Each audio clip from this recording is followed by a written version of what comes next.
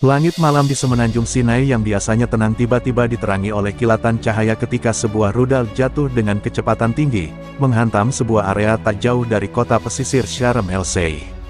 Ledakan dahsyat mengguncang tanah, mengirimkan gelombang kejut yang terasa hingga beberapa kilometer jauhnya.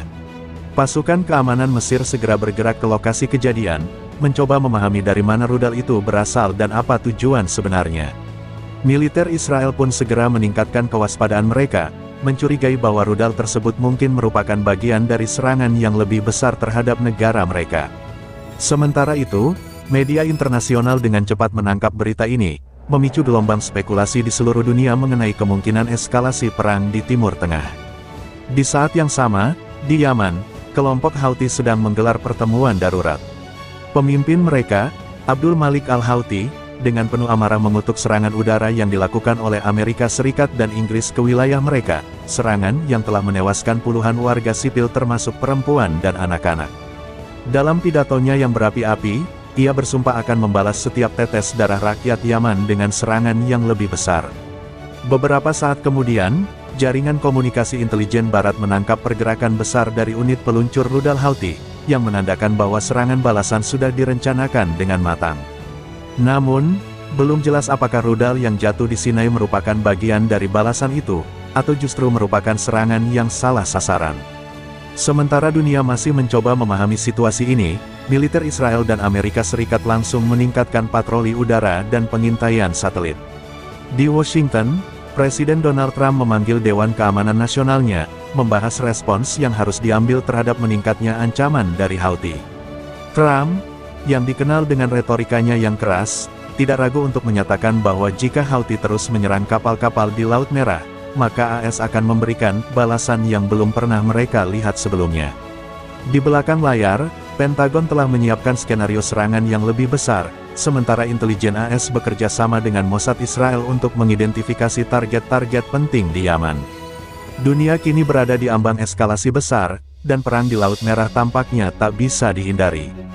Di sebuah ruang bawah tanah di sana, pemimpin Houthi, Abdul Malik al-Houthi, menggelar pertemuan darurat dengan komandan militernya. Peta-peta strategis terbentang di atas meja, menampilkan jalur perdagangan utama di Laut Merah serta lokasi-lokasi kapal perang Amerika dan Inggris. Dengan suara lantang, ia memerintahkan peningkatan serangan terhadap kapal-kapal barat, menyatakan bahwa inilah saatnya membalas serangan yang telah menghancurkan rumah-rumah dan membunuh warga sipil Yaman. Di luar ruangan, ribuan pendukung Houthi berkumpul di jalan-jalan sana, meneriakkan sumpah serapah terhadap AS dan Inggris, sementara drone-drone tempur mereka mulai lepas landas dari pangkalan rahasia, bersiap untuk menebar teror di perairan internasional. Tak butuh waktu lama bagi dunia untuk menyaksikan efek dari perintah tersebut. Pada malam yang sama, sebuah kapal tanker minyak berbendera Yunani yang sedang melintas di Laut Merah dihantam rudal balistik yang ditembakkan dari wilayah Houthi. Ledakan besar mengguncang kapal, menimbulkan kobaran api yang terlihat dari kejauhan. Awak kapal segera mengirimkan panggilan darurat, tetapi sebelum bantuan tiba, dua drone kamikaze menyerang kapal tersebut, menenggelamkannya ke dalam laut. Di Washington, laporan serangan ini sampai ke meja Presiden Trump hanya beberapa menit setelah kejadian. Dengan wajah dingin, ia menatap para penasihatnya dan berkata, "Sudah saatnya kita mengirim pesan yang lebih keras." Pentagon segera mengeluarkan perintah untuk meluncurkan serangan udara terhadap basis rudal Houthi di Yaman. Di sana, sirene berbunyi keras, menandakan bahaya yang akan datang. Warga berlarian mencari perlindungan saat pesawat-pesawat tempur F-35 AS mulai menembus langit Yaman dengan kecepatan tinggi. Dalam hitungan detik, bom-bom pintar mulai menghujani gudang persenjataan Houthi di utara sana, menyebabkan ledakan yang mengguncang kota. Namun, Houthi sudah bersiap menghadapi serangan ini. Dengan sistem pertahanan rudal yang mereka peroleh dari Iran, mereka berhasil menembak jatuh dua pesawat tempur tanpa awak AS. Serangan ini hanya membuat mereka semakin bertekad untuk memperluas perang. Dengan kemarahan yang membara, Abdul Malik al-Houthi mengeluarkan perintah baru, target berikutnya adalah Israel. Pagi di Washington dipenuhi ketegangan. Presiden Donald Trump memasuki ruang oval dengan ekspresi dingin, sementara para penasihat keamanannya sudah menunggu dengan laporan terbaru. Serangan Houthi ke kapal-kapal di Laut Merah telah mengancam jalur perdagangan dunia, dan yang lebih berbahaya, intelijen AS mendeteksi adanya pergerakan rudal balistik yang mengarah ke Israel. Dalam suasana yang tegang, Trump duduk di kursinya dan membaca laporan itu dengan seksama. "Sudah cukup," katanya dengan nada tegas. Kemudian, ia mengambil ponselnya dan mengetik pesan di platform media sosial Truth Social, "Waktu Anda sudah habis. Serangan Anda harus dihentikan, mulai hari ini. Jika tidak, neraka akan menimpa Anda seperti yang belum pernah Anda lihat sebelumnya." Kata-kata itu menggema di seluruh dunia, mengirimkan sinyal bahwa AS siap melakukan tindakan lebih keras terhadap Houthi. Di sisi lain, pasukan AS di Timur Tengah mulai bergerak. Kapal induk USS Eisenhower dan USS Gerald R. Ford diperintahkan mendekati perairan Laut Merah, membawa ratusan jet tempur dan drone tempur yang siap melakukan serangan presisi. Unit marinir AS yang ditempatkan di pangkalan-pangkalan di Arab Saudi dan Uni Emirat Arab juga diperintahkan bersiap siaga menghadapi kemungkinan eskalasi lebih lanjut. Pentagon telah menyusun daftar target strategis di Yaman, termasuk pusat komando Houthi, gudang senjata, dan fasilitas peluncuran rudal. Namun, serangan besar ini tidak bisa dilakukan tanpa mempertimbangkan dampaknya. Iran, sekutu utama Houthi, mulai meningkatkan patroli di Selat Hormuz, mengancam akan membalas jika AS benar-benar menyerang habis-habisan. Sementara itu, di sana, Abdul Malik Al-Houthi menatap layar televisi yang menampilkan ancaman terbaru dari Trump. Dengan penuh keyakinan, ia mengangkat tangannya dan berbicara kepada para pemimpin militernya, "Jika mereka ingin membawa neraka ke Yaman, maka kita akan membawa neraka ke jantung Tel Aviv dan Riyadh." Perintah itu segera dijalankan. Houthi meluncurkan serangan rudal balistik ke Israel untuk pertama kalinya dalam konflik ini. Di langit malam, sistem pertahanan udara Iron Dome Israel bekerja keras mencegat serangan tersebut, tetapi satu rudal berhasil menembus pertahanan dan meledak di dekat Bandara Ben Gurion. Israel segera mengumumkan keadaan darurat nasional, sementara Perdana Menteri Israel mengadakan pertemuan darurat dengan Dewan Keamanannya. Perang di Timur Tengah kini semakin tidak terhindarkan. Langit di atas Laut Merah dipenuhi dengungan pesawat tempur dan suara tembakan anti-rudal. Armada gabungan AS dan Inggris, yang terdiri dari kapal induk, kapal perusak, dan kapal fregat, telah membentuk barisan pertahanan di jalur pelayaran strategis ini. Di kejauhan, sistem radar kapal USS Eisenhower mendeteksi serangan yang datang. Sejumlah rudal jelajah dan drone kamikaze meluncur dari pesisir Yaman, menargetkan kapal-kapal barat. Dalam hitungan detik, sistem pertahanan Aegis mulai bekerja, menembakkan rudal pencegat SM-2 dan searam, menghancurkan sebagian besar ancaman di udara. Namun, sebuah rudal berhasil menembus pertahanan dan menghantam kapal tanker berbendera Eropa, menyebabkan ledakan dahsyat yang membakar permukaannya. Kekacauan pun terjadi di geladak kapal-kapal dagang yang masih berlayar di perairan itu. Beberapa kapal segera mengubah rute, mencoba menjauh dari zona konflik. Kapal perusak Inggris, HMS Diamond, meluncurkan serangan balasan dengan Tomahawk ke pusat komando Houthi di Al-Hudaidah, menghancurkan fasilitas peluncuran rudal mereka. Namun, serangan itu justru semakin menyulut amarah Houthi. Di tengah gempuran balik koalisi Barat, Houthi tetap melanjutkan serangan dengan mengerahkan drone-drone SHAHED-136 yang mereka dapatkan dari Iran. Salah satu drone berhasil melewati pertahanan udara dan menghantam bagian buritan kapal USS Mason, menyebabkan kerusakan ringan dan memaksa kapal untuk mundur dari garis depan. Di Washington, Trump menerima laporan tentang serangan ini dengan ekspresi tegas. Ia lalu memberikan perintah untuk meluncurkan Operasi Enduring Thunder, sebuah kampanye serangan udara besar-besaran terhadap basis-basis Houthi di seluruh Yaman. Malam itu, ratusan jet tempur AS dan Inggris lepas landas dari kapal induk dan pangkalan mereka di Timur Tengah, membawa bom presisi yang ditargetkan ke pangkalan militer dan depot senjata Houthi. Di sana, langit malam berubah menjadi neraka saat ledakan demi ledakan mengguncang kota. Namun, Abdul Malik Al-Houthi tetap berdiri tegak di markas bawah tanahnya, bersumpah bahwa perang ini belum berakhir. Dalam pesannya kepada para pendukungnya, ia berteriak lantang, "Jika mereka ingin mengambil Laut Merah dari kita, maka kita akan membawa perang ini ke Tel Aviv dan Riyadh." Langit sana memerah oleh ledakan-ledakan besar yang mengguncang ibu kota Yaman. Serangan udara AS dan Inggris datang tanpa henti, menargetkan fasilitas militer, gudang amunisi, dan pusat komando Houthi. Jet tempur F-35 dan F-22 meraung di langit, menjatuhkan bom presisi yang menghancurkan gedung-gedung bertingkat tempat para pemimpin Houthi berkumpul. Di jalanan, warga sipil yang ketakutan berlari mencari perlindungan di balik reruntuhan, sementara ambulans berusaha menerobos puing-puing untuk menyelamatkan yang masih hidup. Dalam waktu kurang dari 2 jam, lebih dari 100 serangan udara telah dilancarkan, menyebabkan korban jiwa yang terus bertambah. Di bunker bawah tanahnya, Abdul Malik Al-Houthi menerima laporan kehancuran yang terjadi di sana. Wajahnya tetap dingin, tetapi matanya menyala dengan kemarahan. Mereka ingin mengubur kita, tapi mereka lupa bahwa kita adalah api yang tak bisa dipadamkan, katanya kepada para komandan perangnya. Segera setelah itu, ia mengeluarkan perintah untuk meluncurkan serangan balasan besar-besaran ke pangkalan AS di Arab Saudi dan Uni Emirat Arab. Rudal balistik BURKAN-3 dan drone kamikaze SHAHED-136 mulai meluncur dari berbagai titik di Yaman, menargetkan pangkalan militer di Riyadh, Jeddah, dan Abu Dhabi. Ledakan besar mengguncang pangkalan Al-Dhafra di UEA, sementara di Riyadh, sistem pertahanan udara Patriot AS bekerja keras mencegat serangan yang datang bertubi-tubi. Di Gedung Putih, Trump menerima laporan mengenai serangan ini. Matanya menyipit, wajahnya penuh amarah. Jika mereka ingin perang total, maka kita akan memberikannya kepada mereka, katanya dengan nada dingin. Ia segera memerintahkan serangan darat terbatas ke basis-basis Houthi di Yaman, sementara kapal induk USS Eisenhower dan USS Gerald R. Ford diperintahkan untuk semakin mendekat ke pantai Yaman. Unit pasukan khusus SEAL dan SAS Inggris mulai diterjunkan di wilayah Houthi, mengincar para pemimpin utama mereka. Dengan eskalasi yang semakin meningkat, dunia menyaksikan dengan ngeri saat Laut Merah dan Semenanjung Arab berubah menjadi medan perang paling mematikan di abad ke-21.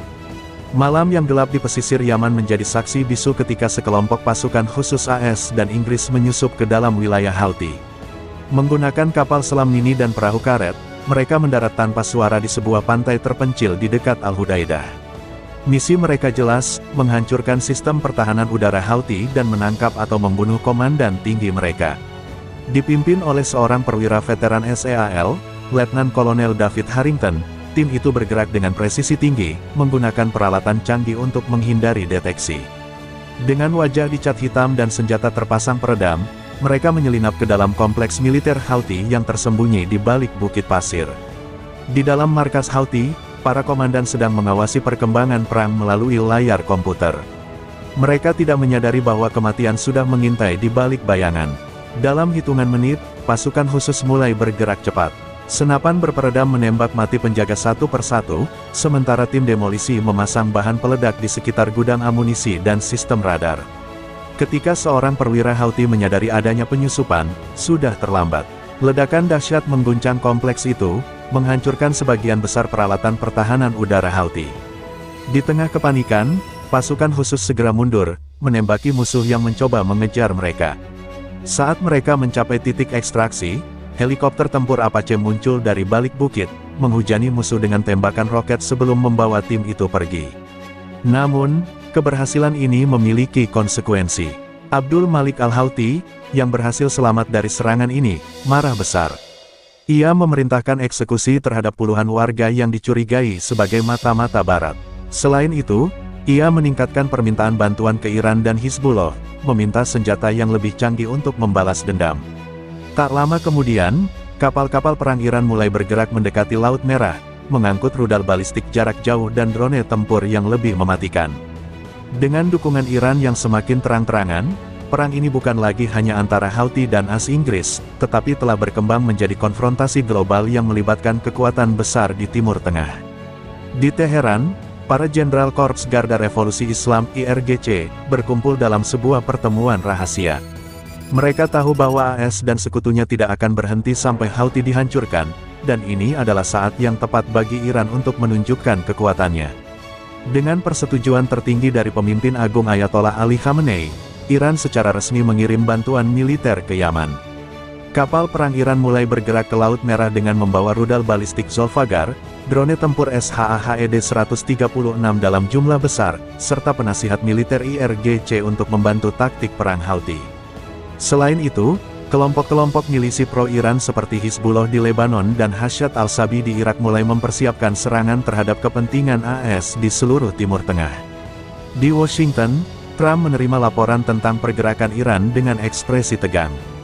Ia tahu bahwa jika Iran masuk secara terbuka ke dalam perang ini, maka konflik bisa meluas menjadi perang besar di Timur Tengah.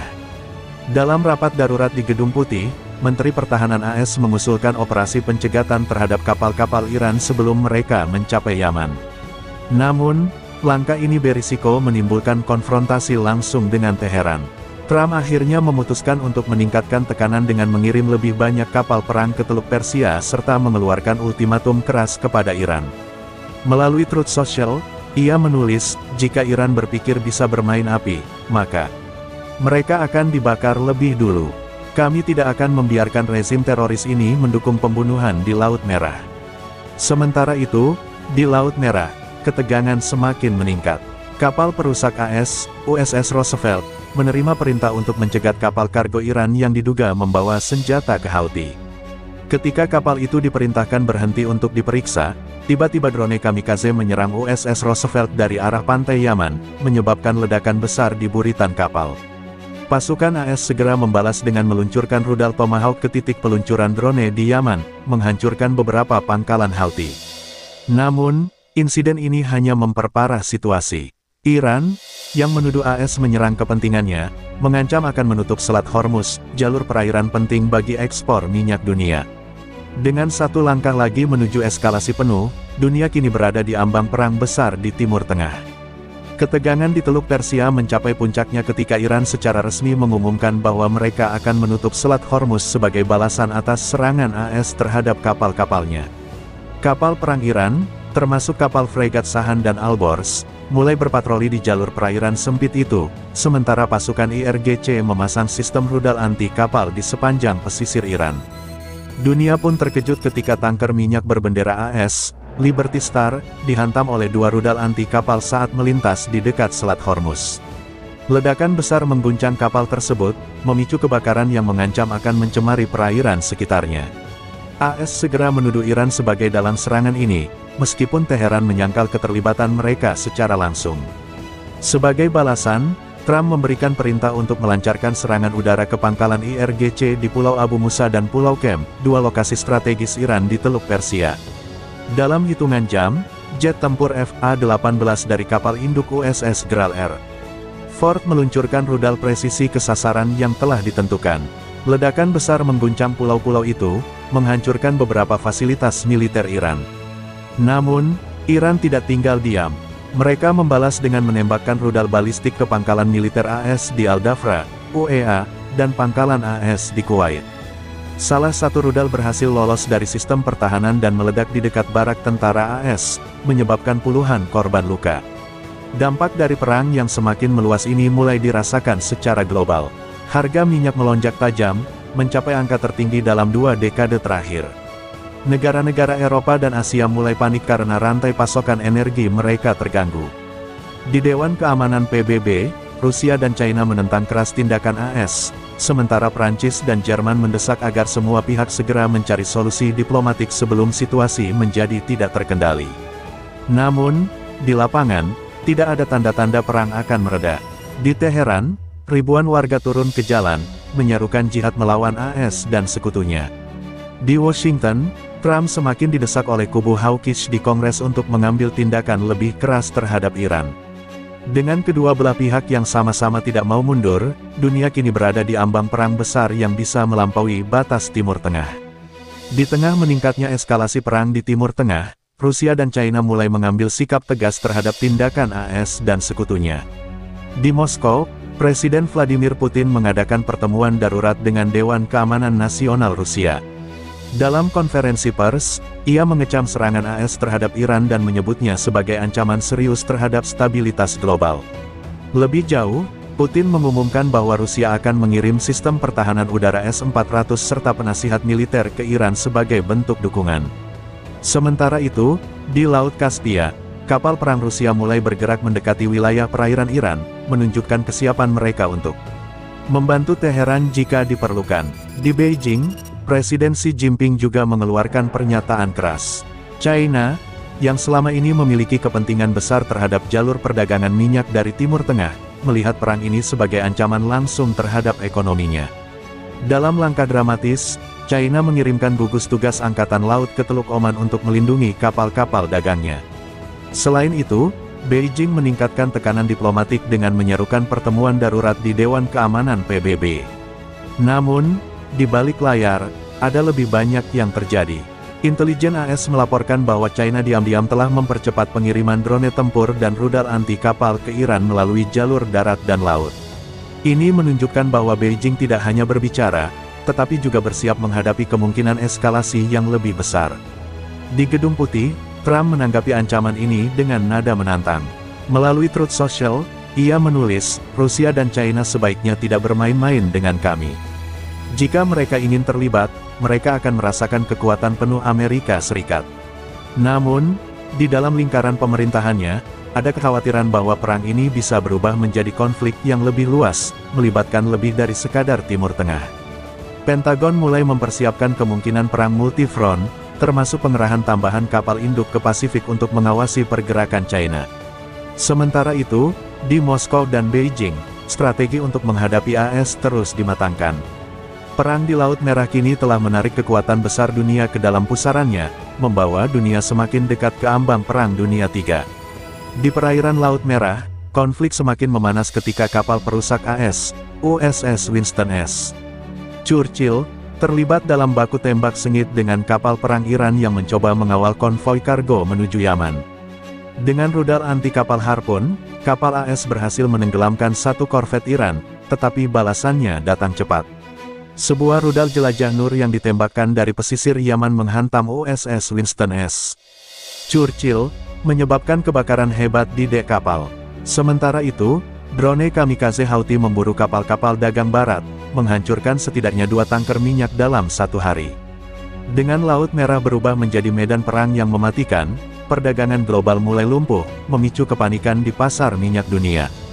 Di Riyadh, Arab Saudi semakin resah dengan perkembangan perang ini. Meskipun telah memberikan dukungan diam-diam kepada AS, kerajaan itu mulai menyadari bahwa konflik ini dapat menghancurkan stabilitas di kawasan. Putra mahkota Mohammed bin Salman MBS mengadakan pertemuan dengan para pejabat tinggi, mempertimbangkan opsi untuk melakukan intervensi militer langsung terhadap Houthi demi melindungi kepentingan Saudi. Namun, di sisi lain, Iran telah mengaktifkan sel-sel tidur di Timur Tengah. Dalam waktu singkat, kelompok milisi Syiah di Irak dan Suriah mulai meluncurkan serangan roket ke pangkalan AS di kawasan itu. Sementara itu, Hizbullah di Lebanon memperingatkan bahwa jika AS atau Israel semakin dalam terlibat dalam perang ini, mereka siap membuka front baru di perbatasan Israel. Di Tel Aviv, Perdana Menteri Israel mengadakan rapat darurat dengan Komandan IDF. Dengan meningkatnya ancaman dari Hizbullah, Israel mulai memobilisasi pasukannya di perbatasan utara, bersiap untuk menghadapi kemungkinan perang dua front, melawan Houthi di Laut Merah dan Hizbullah di Lebanon. Jet-jet tempur F-35 Israel dikerahkan untuk melakukan patroli udara intensif, sementara sistem pertahanan Iron Dome bekerja keras menangkis serangan roket yang mulai berdatangan. Dengan Laut Merah yang kini menjadi pusat perang skala besar, dunia semakin mendekati titik tanpa jalan kembali. Para pemimpin global berlomba mencari solusi diplomatik, tetapi di medan perang, senjata sudah berbicara lebih keras daripada kata-kata. Di tengah kobaran perang di Laut Merah, dunia mulai menyadari bahwa konflik ini bisa berkembang menjadi sesuatu yang jauh lebih besar dan lebih berbahaya. Amerika Serikat, yang awalnya hanya berniat menghentikan serangan Houthi terhadap kapal-kapal dagangnya, kini menghadapi kenyataan bahwa perang ini telah menarik Iran, Rusia, dan China ke dalam pusaran konflik. Di Pentagon, para jenderal mulai merancang skenario jika perang ini meluas ke skala global. Kapal induk USS Gerald R. Ford dan USS Abraham Lincoln telah berlayar menuju Timur Tengah, sementara sistem pertahanan rudal AS di Eropa dan Asia diperkuat untuk menghadapi kemungkinan serangan balasan dari aliansi Rusia-China-Iran. Di sisi lain, Moskow dan Beijing secara diam-diam mulai mengoordinasikan langkah-langkah strategis, termasuk mengirim lebih banyak bantuan militer ke Iran dan memobilisasi pasukan mereka di berbagai titik strategis. Dengan ketegangan yang terus meningkat, dunia mulai membayangkan skenario mimpi buruk, pecahnya Perang Dunia III. Namun, di tengah bayang-bayang kehancuran, upaya diplomatik masih terus dilakukan. Perserikatan Bangsa-Bangsa PBB mengadakan sidang darurat, tetapi perdebatan sengit antara negara-negara besar hanya membuat perundingan semakin buntu. Sementara itu, di belakang layar, Turki dan Uni Eropa berusaha menjadi mediator untuk meredakan konflik, tetapi pengaruh mereka terbatas. Di jalanan Teheran, Washington, dan Moskow, demonstrasi besar-besaran mewarnai kota-kota besar, dengan rakyat yang menuntut pemimpin mereka untuk menghindari perang besar. Namun, di medan tempur, senjata terus berbicara. Di Laut Merah, drone-drone Houthi yang dipersenjatai rudal canggih buatan Iran menghantam pangkalan militer AS di Djibouti, memicu serangan balasan yang lebih brutal. Dengan semakin banyak pihak yang terlibat dan tidak ada tanda-tanda eskalasi, perang ini kini bukan hanya tentang Yaman, tetapi tentang keseimbangan kekuatan dunia yang akan menentukan nasib abad ke-21. Di atas Laut Merah yang bergolak, jet tempur F-35 Amerika dan Eurofighter Typhoon Inggris mulai terlibat dalam duel udara melawan drone-drone kamikaze Iran yang terus berdatangan dari Yaman. Setiap hari, lusinan pesawat tak berawak mencoba menembus pertahanan udara kapal perang AS, menyebabkan alarm pertempuran berbunyi hampir tanpa henti di DUSS Gerald R. Ford. Sementara itu, kapal perusak USS Winston S. Churchill, yang sebelumnya rusak akibat serangan rudal Houthi, kini dalam kondisi kritis setelah kembali dihantam oleh rudal balistik jarak pendek yang ditembakkan dari wilayah Yaman.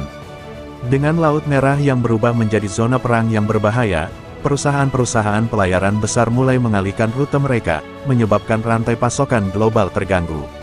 Harga minyak melonjak drastis, sementara negara-negara Eropa mulai panik menghadapi potensi krisis energi yang semakin memburuk. Di Tel Aviv, Israel semakin meningkatkan keterlibatannya dalam konflik ini. Setelah serangan roket Hizbullah mulai menghantam kota-kota di perbatasan utara, Perdana Menteri Israel mengumumkan operasi militer skala besar terhadap Lebanon. Jet-jet tempur IDF membombardir fasilitas militer Hizbullah di Beirut dan Lembah Bekaa, memicu respons balik yang brutal. Di sisi lain, Iran semakin terang-terangan mengancam Israel dengan mengerahkan kapal selamnya ke Laut Merah dan meluncurkan rudal jarak jauh ke arah pangkalan militer Israel di Negev. Dengan konflik yang semakin meluas, Arab Saudi dan Uni Emirat Arab mulai memperhitungkan opsi untuk membentuk koalisi regional guna menghadapi ancaman dari Iran dan proksinya. Namun, dengan AS, Rusia, dan China yang sudah terlibat, konflik ini bukan lagi sekadar perang regional, ini adalah awal dari ketegangan global yang bisa mengarah pada sesuatu yang jauh lebih menghancurkan. Ketegangan semakin memuncak ketika Iran secara resmi mengancam akan menutup Selat Hormuz sepenuhnya jika serangan AS dan Israel tidak dihentikan. Dalam sebuah pernyataan dari Teheran, pemimpin tertinggi Ayatollah Ali Khamenei menyatakan bahwa setiap kapal musuh yang berani memasuki perairan Iran akan dihancurkan tanpa peringatan. Sebagai bentuk ancaman nyata, kapal selam Iran yang dipersenjatai rudal jelajah mulai bermanuver di perairan Teluk Persia, sementara pangkalan militer AS di Bahrain dan Qatar mulai menjadi sasaran serangan drone SHAHED-136. Dalam hitungan jam, Washington merespons dengan meluncurkan serangan udara besar-besaran ke fasilitas militer Iran di Pulau Kem dan Bandar Abbas, menyebabkan ledakan dahsyat yang bisa terlihat dari kota-kota pesisir di Uni Emirat Arab. Namun, balasan Iran datang lebih cepat dari yang diperkirakan. Rudal balistik jarak menengah yang ditembakkan dari Iran menghantam pangkalan udara Al-Udeid di Qatar, menewaskan puluhan tentara AS dan sekutunya. Dengan kedua belah pihak yang saling melancarkan serangan tanpa tanda-tanda mereda, dunia menyaksikan eskalasi yang bisa berubah menjadi perang global dalam hitungan hari. Sementara itu, di Moskow dan Beijing, situasi semakin panas. Rusia, yang sejak awal telah mendukung Iran secara diam-diam, kini mulai mengambil langkah yang lebih agresif. Intelijen Barat melaporkan bahwa sistem pertahanan udara S-500 mulai dikerahkan ke perbatasan Iran, sementara kapal perang Rusia di Laut Mediterania bergerak menuju wilayah konflik. China, di sisi lain, mulai meningkatkan tekanan diplomatik dengan mengancam sanksi terhadap negara-negara yang mendukung aksi militer AS. Namun, di belakang layar, Beijing juga mulai memasok drone tempur dan rudal anti-kapal kepada Iran dalam jumlah yang jauh lebih besar. Di Dewan Keamanan PBB, perdebatan semakin sengit, tetapi tidak ada resolusi yang bisa menghentikan konflik ini. Di jalanan Washington dan Teheran, demonstrasi besar-besaran pecah, menuntut para pemimpin mereka untuk menghindari perang total. Namun, di medan tempur, Pertempuran terus berlangsung, dan dunia kini berada di tepi jurang perang besar yang tidak dapat dikendalikan. Saat pertempuran berkecamuk di Laut Merah dan Teluk Persia, dampaknya mulai terasa di berbagai belahan dunia. Di Eropa, NATO mengadakan pertemuan darurat untuk membahas bagaimana menghadapi eskalasi konflik yang semakin tidak terkendali. Negara-negara seperti Inggris, Prancis, dan Jerman mulai mengirim kapal perang tambahan ke Mediterania Timur untuk mengamankan jalur perdagangan yang terancam oleh potensi blokade Iran. Namun, langkah ini justru memicu respons keras dari Rusia. Moskow menegaskan bahwa setiap peningkatan kehadiran militer NATO di kawasan akan dianggap sebagai provokasi langsung, dan sebagai tanggapan, Rusia mulai mengerahkan kapal selam nuklirnya ke Atlantik Utara. Sementara itu, Turki, yang selama ini berusaha menengahi konflik, mulai terpecah dalam mengambil sikap. Presiden Recep Tayyip Erdogan menghadapi tekanan besar dari rakyatnya, yang menuntut agar Turki mengambil peran aktif dalam membela dunia Muslim melawan Barat. Dengan NATO di satu sisi dan negara-negara Islam di sisi lain, Ankara berada di persimpangan yang bisa menentukan arah perang ini. Di Asia, China mulai memperlihatkan kekuatan militernya dengan meningkatkan patroli angkatan laut di Laut China Selatan, sebagai peringatan terhadap kehadiran kapal perang AS di kawasan. Beijing memanfaatkan ketegangan global ini untuk mengalihkan perhatian dunia dari rencana mereka di Taiwan. Intelijen AS melaporkan adanya peningkatan aktivitas militer di Selat Taiwan, memicu kekhawatiran bahwa China akan menggunakan momentum perang di Timur Tengah untuk melancarkan serangan mendadak terhadap pulau itu. Di Washington, Presiden Trump semakin ditekan oleh Kongres untuk mengambil sikap lebih agresif terhadap China, sementara para jenderal di Pentagon mulai mempertimbangkan skenario perang multifront yang melibatkan Timur Tengah, Eropa, dan Asia Pasifik. Dengan begitu banyak pihak yang terlibat dan kepentingan yang saling bertabrakan, dunia kini berada di ambang kehancuran total. Namun, di tengah semua itu, satu pertanyaan tetap menggantung di udara, siapa yang akan mengambil langkah pertama menuju Perang Dunia III? Di tengah meningkatnya ketegangan global, sebuah peristiwa mengejutkan mengguncang dunia. Sebuah ledakan besar terjadi di Yerusalem, tepat di dekat kompleks Masjid Al-Aqsa, menewaskan puluhan orang dan melukai ratusan lainnya. Israel dengan cepat menuduh Iran dan Hizbullah sebagai dalang di balik serangan ini, mengklaim bahwa rudal yang menghantam kota itu ditembakkan dari wilayah Lebanon Selatan. Dalam hitungan jam, Perdana Menteri Israel mengumumkan serangan balasan skala penuh terhadap Lebanon dan Suriah, menargetkan pangkalan milisi pro-Iran serta infrastruktur militer Suriah yang dicurigai mendukung Hizbullah. Jet-jet tempur F-35 Israel menggempur Beirut, sementara rudal-rudal balistik menghantam Damaskus, memicu respons cepat dari Iran. Teheran langsung mengeluarkan perintah untuk meluncurkan salvo rudal ke pangkalan militer Israel di Gurun Negev, membuat sirene peringatan berbunyi di seluruh negeri.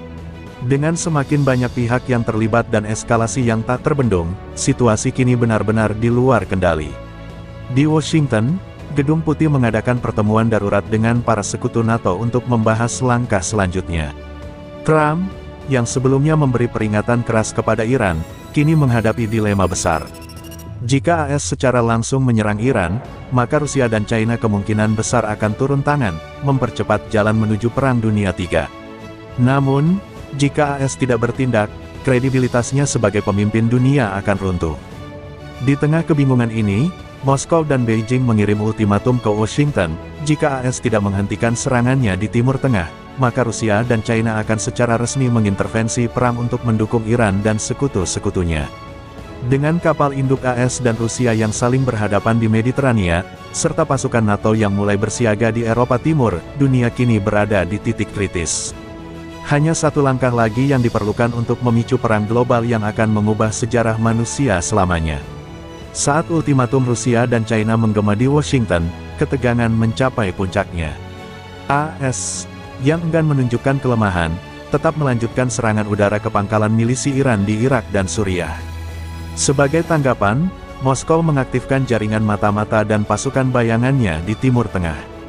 Unit Wagner, yang sebelumnya beroperasi di Afrika dan Ukraina, mulai muncul di Suriah dan Lebanon, menyediakan intelijen serta senjata canggih kepada Hizbullah dan pasukan Iran. Di sisi lain, China mulai memainkan strategi ekonominya dengan membekukan ekspor teknologi penting ke AS dan sekutunya, memicu goncangan di pasar global. Sementara itu, Serangan dunia maya besar-besaran yang diduga berasal dari Rusia melumpuhkan sistem perbankan di Eropa dan menyebabkan kekacauan ekonomi yang meluas. Dunia kini tidak hanya menghadapi perang terbuka di Timur Tengah, tetapi juga perang bayangan yang berlangsung di berbagai lini, dari ekonomi hingga dunia maya. Di medan tempur, perang terus berkecamuk tanpa tanda-tanda mereda. Di Laut Merah, kapal perang AS dan Inggris bertempur mati-matian melawan drone-drone kamikaze Houthi. Sementara di Teluk Persia, rudal anti kapal Iran menghantam tanker minyak barat, memperparah krisis energi global. Israel, yang kini berperang di dua front sekaligus, melawan Hizbullah di utara dan Houthi di selatan, mulai kehabisan amunisi, memaksa AS untuk mengirim lebih banyak persenjataan ke Tel Aviv.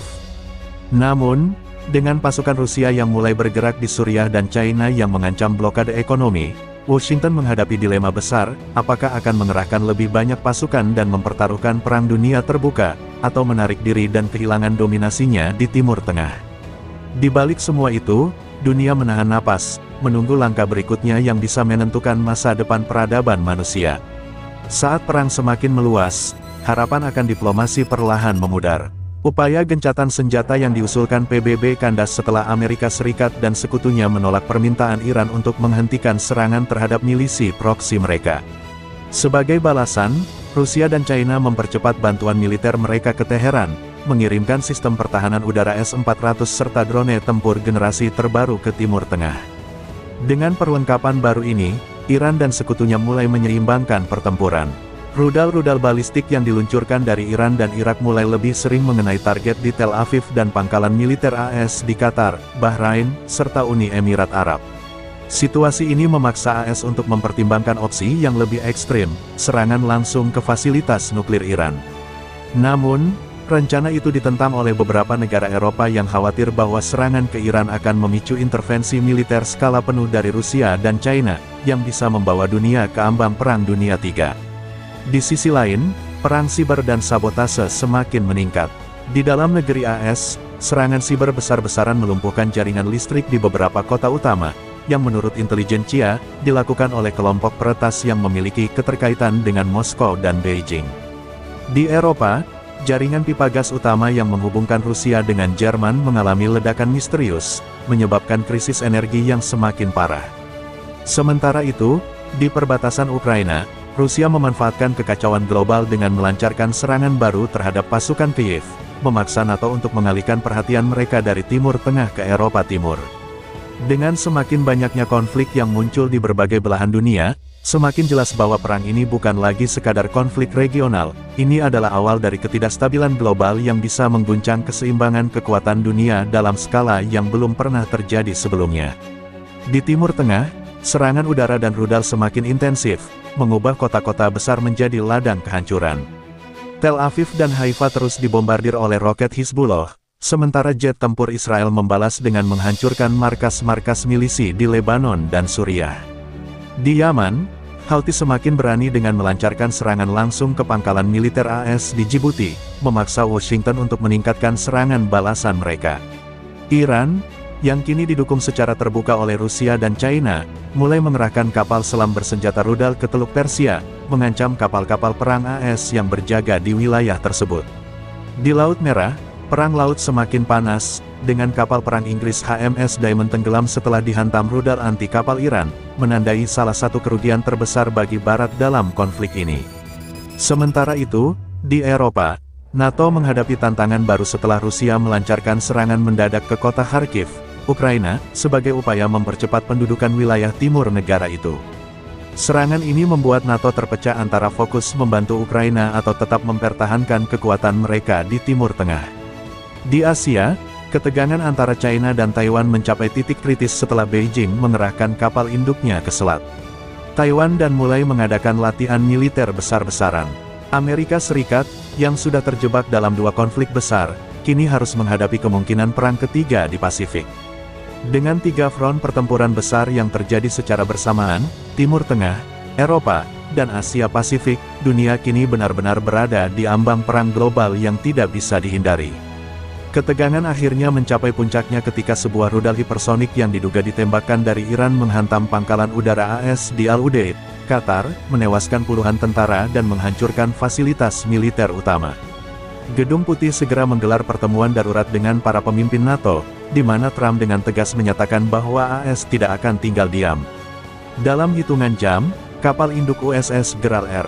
Ford yang berada di Mediterania mulai melancarkan serangan udara ke berbagai fasilitas militer Iran, termasuk pangkalan rudal di Bandar Abbas dan kompleks nuklir Natanz. Serangan ini memicu kemarahan Teheran, yang segera mengerahkan ratusan drone Shahed-136 untuk menyerang pangkalan AS di Timur Tengah, termasuk di Suriah dan Irak. Di sisi lain, Rusia mulai secara aktif mengirim pasukan ke Suriah dan memberikan peringatan keras bahwa setiap serangan langsung terhadap Iran akan dianggap sebagai serangan terhadap kepentingan Rusia. Dunia kini menyaksikan momen yang menentukan, apakah AS dan NATO akan terus maju dan menghadapi Rusia serta Iran dalam perang terbuka, atau apakah mereka akan menarik diri untuk menghindari bencana yang lebih besar. Di Asia, ketegangan semakin meningkat setelah China secara resmi mengumumkan blokade maritim di sekitar Taiwan. Kapal perang AS yang berusaha memasuki Selat Taiwan segera diadang oleh armada China, menciptakan konfrontasi yang bisa berujung pada perang kapan saja. Jepang dan Korea Selatan, yang merupakan sekutu AS, mulai mengerahkan pasukan mereka untuk bersiap menghadapi kemungkinan invasi besar-besaran. Di Eropa, NATO mempercepat pengerahan pasukan ke perbatasan Ukraina setelah intelijen melaporkan bahwa Rusia sedang mempersiapkan serangan besar ke Kiev. Dunia kini berada di titik kritis, dengan 3 front konflik besar yang bisa berubah menjadi perang global dalam hitungan hari. Dengan perang yang semakin tidak terkendali, satu pertanyaan besar menggantung di udara, apakah ini awal dari Perang Dunia III yang selama ini ditakuti umat manusia? Di Washington, Trump mengadakan pertemuan darurat dengan para pemimpin militer dan sekutu NATO untuk membahas langkah terakhir yang akan menentukan arah sejarah dunia. Dengan Iran yang kini berani menyerang langsung pangkalan AS, Rusia yang mulai mengerahkan pasukan ke Suriah, dan China yang siap menyerang Taiwan, AS dihadapkan pada pilihan tersulit, melancarkan serangan habis-habisan atau menarik diri untuk menghindari bencana global. Namun, saat diskusi berlangsung, laporan intelijen mengejutkan datang. Rusia telah mengaktifkan pasukan nuklirnya di perbatasan Eropa, sementara China mulai mengerahkan rudal balistik ke pangkalan militer AS di Guam. Ancaman perang nuklir kini bukan lagi sekadar skenario di atas kertas. Di Laut Merah dan Teluk Persia, kapal perang AS dan Iran semakin dekat ke konfrontasi langsung. Di Ukraina, pasukan Rusia mulai menerobos garis pertahanan Kiev, memaksa NATO untuk mempercepat pengerahan tentaranya. Situasi yang awalnya hanya perang regional kini berubah menjadi konflik global yang tidak bisa dihentikan. Di seluruh dunia, kepanikan mulai terjadi. Pasar saham runtuh, harga minyak melonjak ke tingkat tertinggi dalam sejarah, dan jutaan warga sipil di berbagai negara mulai mengungsi ke daerah yang dianggap lebih aman. Sementara itu, di Timur Tengah, serangan udara tanpa henti terus menghancurkan kota-kota besar, dengan Israel, Iran, dan negara-negara Arab lainnya terjebak dalam lingkaran balas dendam tanpa akhir. PBB yang selama ini berusaha mencari solusi damai kini hanya bisa menyaksikan dunia semakin jatuh ke dalam jurang perang besar. Di saat yang sama, di ruang kendali Pentagon, para jenderal AS menunggu perintah terakhir dari Trump, apakah AS akan menekan tombol perang total atau mencari jalan mundur. Dengan dunia yang berada di ambang kehancuran, satu langkah salah saja bisa menjadi pemicu Perang Dunia III yang akan mengubah peradaban manusia selamanya. Perang di Timur Tengah yang awalnya hanya konflik antara Houthi dan koalisi Barat telah berkembang menjadi krisis global yang mengguncang keseimbangan kekuatan dunia. Keputusan-keputusan yang diambil dalam hitungan jam telah membawa dunia ke ambang kehancuran, di mana perang tidak lagi hanya soal rudal dan senjata, tetapi juga diplomasi yang gagal, ekonomi yang runtuh, dan ketakutan akan kehancuran nuklir. Amerika Serikat, Rusia, dan China kini berdiri di persimpangan jalan sejarah, di mana satu keputusan bisa menentukan nasib umat manusia. Sementara itu, di kota-kota yang terbakar di Timur Tengah, Eropa Timur, dan Asia Pasifik, jutaan orang hanya bisa berharap bahwa perang ini masih bisa dihentikan sebelum terlambat. Namun, sejarah telah mengajarkan bahwa perang besar selalu diawali oleh kesalahpahaman kecil yang tak segera diselesaikan. Dunia kini berdiri di jurang kehancuran, dengan bayangan perang global yang semakin nyata. Apakah para pemimpin dunia akan memilih jalan kompromi, ataukah mereka akan menyeret umat manusia ke dalam konflik yang lebih dahsyat daripada perang dunia sebelumnya? Jawabannya belum pasti. Namun, Satu hal yang jelas, jika perdamaian tidak segera ditemukan, maka neraka yang dijanjikan dalam ancaman-ancaman politik akan menjadi kenyataan yang menghancurkan peradaban manusia selamanya.